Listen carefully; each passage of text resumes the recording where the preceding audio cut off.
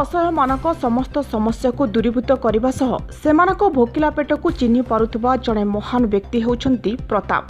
सतरे महांगार विधायक हेबा दिन ठारू प्रताप सबु समय लोकमानकर समस्या को बेसी गुरुत्व दियंती। लगन वर्षारे जलबंदी अवस्था थिबा चाहापड़ा पंचायतर बरदिया ग्रामर बन्या विपन्न मानकु मंत्री प्रताप जेना तरफरु महांगा युव छात्र जनता दलर कर्मकर्ता मानक तत्वावधान रे रंधा खाद्य बंटन कर जायछि।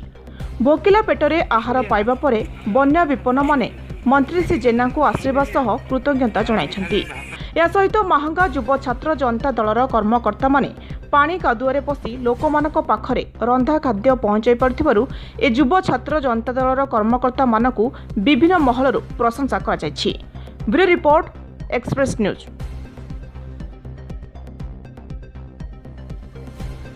आम महांगार जनप्रिय नेता श्रीजुक्त मान्यवर मंत्री प्रताप जेना महांगार विधायक ये बरदिया चाहापड़ा पंचायत बरदिया जलबंदी रही साधारण लोक दृष्टि रखी रंधा खाद्यर व्यवस्था करते आम महांगा विजु छात्र जनता दल तरफ लोक घरे घरे पहुँचुचु रंधा खाद्य। आज माननीय मंत्री प्रताप जेना निर्देश क्रमे विजु युव छात्र जनता दल तरफ महांगा ब्लॉक चाहापड़ा पंचायत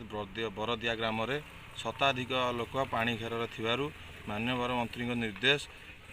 अधिक जिते अधिक रु अधिक लोकों अति शुखिला खाद्य रंधा खाद्य पहुँची पार तापाई आज महांगा विजु युव छात्र जनता दल अंटा भिड़ी बरदिया ग्राम में आसी पहुँची लोक मानू विपुल प्रकार साहाय्य कर। आज मान्यवर जनप्रिय विधायक प्रताप जेना बा ओडिशार सुनामधन्य मंत्री भारतर 1 नंबर मंत्री प्रताप जेना निर्देश क्रमे एवं सी पठई राशन सामग्री रे किसी रंधा खाद्य करी विजु जनता दलर युव एवं छात्रर समस्त सदस्य आसी चाहापड़ा पंचायतर बरदिया ग्राम रे 400 प्राय 400 अधिक परिवार लोक जो जलबंदी रे अछंती सेमानक रंधा खाद्य आमे बंटन करूछु एवं तद्वारा विजु जनता दल छात्र एवं युवर समस्त सदस्य एवं एठिकार ग्रामवासी वृंद मंत्री प्रताप जेना को अशेष अशेष धन्यवाद जणाइछन्ति। माननीय मंत्री तथा आम लोकप्रिय महांगा विधायक तथा प्रताप जेना को तरफ आज चाहापड़ा पंचायतर बरदिया ग्राम जो अच्छी संपूर्ण भाव बन्या पानी घेर भितर थिला सेठी आमे युव एवं छात्र आसी पहुँची माननीय मंत्री तरफ आसी समस्त प्रकार व्यवस्था तथा रंधा खाद्य से निकट में पहुँचाऊँ एवं समस्त ग्राम भितर प्रायतः पानी एवं भी लगी रही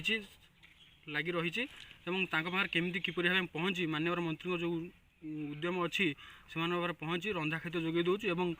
आगामी दिन में आम जिते दिन पर्यंत सी असुविधा थे आम सहित साथ में थी युव छात्र सब काम कर।